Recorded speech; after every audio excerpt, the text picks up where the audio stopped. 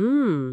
2027 నాటికి మీ బాస్ మిమ్మల్ని డైరెక్ట్గా సేల్స్ రిపోర్ట్ అడగరు అని ఒక టాక్ నడుస్తుంది కదా. లైక్ వాళ్ళ ఫోన్లో ఉన్న ఏఐనే అడిగేస్తారు అని. మరి అప్పుడు అనలిటిక్స్ ఫీల్డ్లో అసలు మన జాబ్ ఏంటి? ఈ ప్రశ్న చాలా మందిని భయపెడుతోంది యాక్చువల్లీ.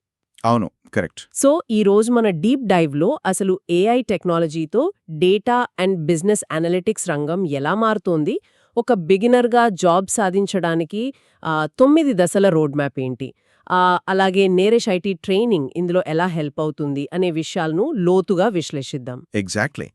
ఇక్కడ మనం గమనించాల్సిన ఒక ముఖ్యమైన మార్పు ఏంటంటే, మనం డేటాని వెతుక్కుంటూ వెళ్లే రోజుల నుంచి ఆ డేటానే మన దగ్గరకు వచ్చే రోజులొచ్చాయి. బేసిక్గా దీన్నే ఇండస్ట్రీలో ఏజెంటిక్ అనలిటిక్స్ అంటున్నారు. Agentic analytics. ఓకే. అవును. అంటే ఇది కేవలం మీరు అడిగిన ప్రశ్నలకు చార్ట్స్ ఇవ్వడం కాదు, మీ తరపున అదే ఆలోచిస్తుంది. అంటే ఎలా? కొంచెం ఒక చిన్న ఉదాహరణతో చెప్తారా? ష్యూర్. ఉదాహరణకు హైదరాబాద్లో ఈ వారం మీ కంపెనీ సేల్స్ సడన్గా పడిపోయాయనుకుందాం. రైట్. పాత పద్ధతిలో అయితే మీరు డేటా మొత్తం లాగి ఆ ఎక్సెల్లో వేసి కారణాలు వెతకాలి కదా. కానీ ఈ ఏజెంటిక్ ఏఐ అలా కాదు. ఓకే. ఆటోమేటిక్గా అది ఆ వాతావరణ రిపోర్ట్స్ను డేటాబేస్కు లింక్ చేసి, ఆ భారీ వర్షాల వల్ల సేల్స్ తగ్గాయి కాబట్టి వచ్చే వారం ఈ పర్టికులర్ ప్రోడక్ట్స్పై డిస్కౌంట్ ఇవ్వండి అని అదే మీకొక స్ట్రాటజీ ఇచ్చేస్తుంది. వావ్. సరే, దీని కొంచెం విడమర్చి చూద్దాం. మీరు చెప్పేది వింటుంటే అసలిక మనుషుల అవసరమే లేనట్టనిపిస్తోంది కదా. అవును, చాలామందికి అలాగే అనిపిస్తోంది. లైక్ సేల్స్ ఎందుకు తగ్గాయో అదే చెప్తోంది, ఏం చేయాలో కూడా అదే చెప్తోంది. అలాంటప్పుడు మనం మళ్ళీ బేసిక్స్ నేర్చుకోవడం ఎందుకు? నాకైతే ఈ ఏఐ అనేది మనకు బదులు కారు నడిపే డ్రైవర్ కాదు, జస్ట్ దారి చూపే ఒక ఆధునాతన జీపీఎస్ లాంటిదనిపిస్తోంది. కరెక్ట్, చాలా బాగా చెప్పారు. అదొక్కటే ఏఐ చెయ్యలేంది. అంటే ఏఐ మీకు సెకండ్లలో ఒక రిపోర్ట్ ఇచ్చేస్తుంది, కానీ ఆ చార్ట్ వెనుకున్న లాజిక్ కరెక్ట్ కాదా అని జడ్జ్ చేయాల్సింది మీరే. రైట్. ఫైనల్ డెసిషన్ మనదే. ఎగ్జాక్ట్లీ. ఒక రకంగా చెప్పాలంటే వంట చేయడం మిషన్కొచ్చినా అందులో ఉప్పు సరిపోయిందో లేదో చూసే బాధ్యత మనదే కదా. అవును. ఆ జడ్జ్మెంట్ రావాలంటే ఖచ్చితంగా ఫండమెంటల్ స్ట్రాంగ్గా ఉండాలి. ఇదొక మంచి పాయింట్ యాక్చువల్లీ. అయితే ఒక కంప్లీట్ బిగినర్కి వచ్చే కామన్ డౌట్ ఇంకోటేంటంటే, డేటా అనలిటిక్స్కి బిజినెస్ అనలిటిక్స్కి మధ్య ఉన్న తేడా ఏంటి అని. రెండూ ఒకేలా అనిపిస్తాయి కదా, కేవలం పేర్లు మాత్రమే వేరా, లేక పని కూడా వేరేనా? లేదండి, రెండింటికి చాలా స్పష్టమైన వ్యత్యాసముంది. డేటా అనలిటిక్స్ అనేది కంప్లీట్గా ఒక టెక్నికల్ రోల్. ఓకే. అంటే ఇందులో ఎస్క్యూఎల్ రాసి డేటాబేస్ నుంచి ఇన్ఫర్మేషన్ లాగడం, ఆ వచ్చిన డేటాని క్లీన్ చేయడం, అందులో ప్యాటర్న్స్ కనిపెట్టడం లాంటివి చేస్తారు. రైట్. మరి బిజినెస్ అనలిటిక్స్ అయితే అది కంప్లీట్గా స్ట్రాటజిక్ రోల్. డేటా అనలిస్ట్ ఇచ్చిన ఆ టెక్నికల్ రిపోర్ట్స్ చూసి బిజినెస్కి లాభం చేకూర్చే నిర్ణయాలు తీసుకోవడం, ఆ నిర్ణయాలను కంపెనీ స్టేక్ హోల్డర్స్కి అర్థమయ్యేలా చెప్పడం వాళ్ల పని. అర్థమైంది. అంటే ఒకరు ముడిసరుకును ప్రాసెస్ చేస్తే ఇంకొకరు దాన్ని బిజినెస్కి ఎలా వాడాలో డిసైడ్ చేస్తారు. కరెక్ట్గా చెప్పారు. సరే, ఇప్పుడు ఈ ఫీల్డ్లోకి వెళ్లాలనుకునే వాళ్లకి ఆ 9 దశల రోడ్ మ్యాప్ ఎలా ఉంటుందో కొంచెం చూద్దాం. అసలు బేసిక్గా ఎక్కడి నుంచి స్టార్ట్ చేయాలి? ఫస్ట్ ముందుగా ఎక్సెల్తో ఒక 2-3 వారాలు మొదలుపెట్టాలి. ఎక్సెల్తో? అవును.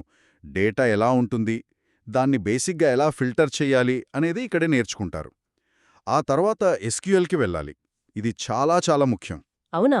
దీనికి కనీసం ఒక 4-6 వారాలు కేటాయించాలి.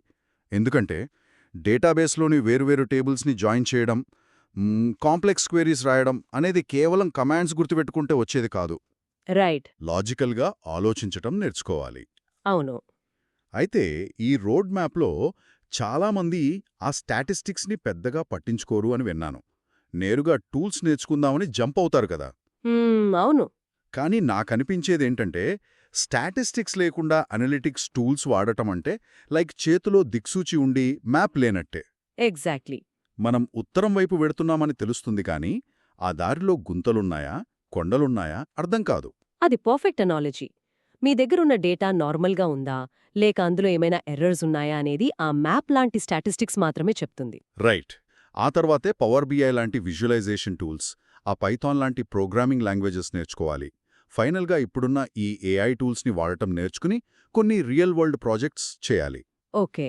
ఇదంతా బాగానే ఉంది, వినడానికి కూడా చాలా ఇంట్రెస్టింగ్గా ఉంది. కానీ వాస్తవంగా ఇవన్నీ నేర్చుకోవడానికి ఎంత సమయం పడుతుందంటారు?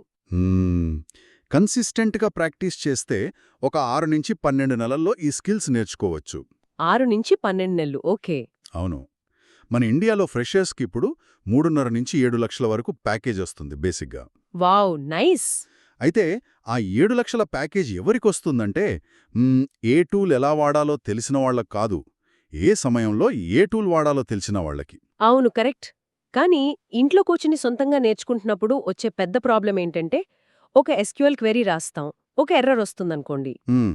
అది సింటాక్స్ తప్ప లేక మనం ఆలోచించిన లాజిక్ తప్ప అని తెలుసుకోవడానికి ఒక్కోసారి 2 రోజులు పడుతుంది గదా. అక్కడే ఫ్రస్ట్రేషన్ వచ్చి ఆపేస్తారు చాలామంది. ఈ బాటిల్ నెక్ని ఎలా దాటాలి అంటారు? మీరు కరెక్ట్ పాయింట్ రేస్ చేశారు. సరిగ్గా అక్కడే మనకు సరైన మెంటార్షిప్ అవసరమవుతుంది. అందుకే సొంతంగా నేర్చుకునేటప్పుడు వచ్చే ఆ గ్యాప్ని పూడ్చడానికి నరేష్ ఐటీ వాళ్ళు అందించే సాఫ్ట్వేర్ ట్రైనింగ్ ఎంతో ఉపయోగపడుతుంది. Naresh IT, okay. అక్కడ స్పెషాలిటీ ఏంటి? అక్కడ మీకు లైవ్ ఇన్స్ట్రక్టర్స్ ఉంటారు కాబట్టి ఆ ఎర్రర్ ఎక్కడొచ్చిందో వెంటనే వాళ్ళు క్లియర్ చేస్తారు. కేవలం థియరీ చెప్పేసి వదిలేయకుండా ఇండస్ట్రీలో అసలు రియల్ టైమ్ సినారియోస్ ఎలా ఉంటాయో ఎక్స్పర్ట్ ట్రైనర్స్ ప్రాక్టికల్గా చూపిస్తారు. ఓహో, సో ఇండస్ట్రీలో ప్రస్తుతం ఏం నడుస్తుందో ఆ పల్స్ వాళ్ళకి తెలుసనమాట. అవును. పైగా 24/7 సపోర్ట్ ఉంటుంది. ఆ ఫ్లెక్సిబుల్ షెడ్యూల్స్ ఉంటాయి కాబట్టి ఎక్కడో చోట ఆగిపోతామన్న భయం అసలు ఉండదు. సో ఇదంతా చూస్తే మనకి ఏమర్థమవుతుంది అంటే, మీకు టెక్నికల్ బ్యాక్గ్రౌండ్ లేకపోయినా భయపడాల్సిన అవసరం అస్సలు లేదు.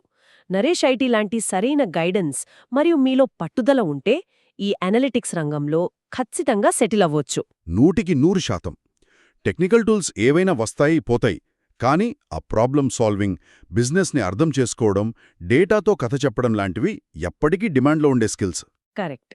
ఫైనల్గా వింటున్న వాళ్ళకి ఒక ఆలోచనాత్మక ప్రశ్న వదిలేద్దాం. భవిష్యత్లో ఈ ఏఐ టూల్స్ వాడటం అనేది కేవలం చదవడం, రాయడం లాంటి ఒక బేసిక్ లిటరసీలాగా మారిపోతే, రేపు ఇంటర్వ్యూలో అందరిలోనూ మిమ్మల్ని ప్రత్యేకంగా నిలబెట్టే మీ హ్యూమన్ స్కిల్ ఏమై ఉంటుంది? ఆలోచించండి.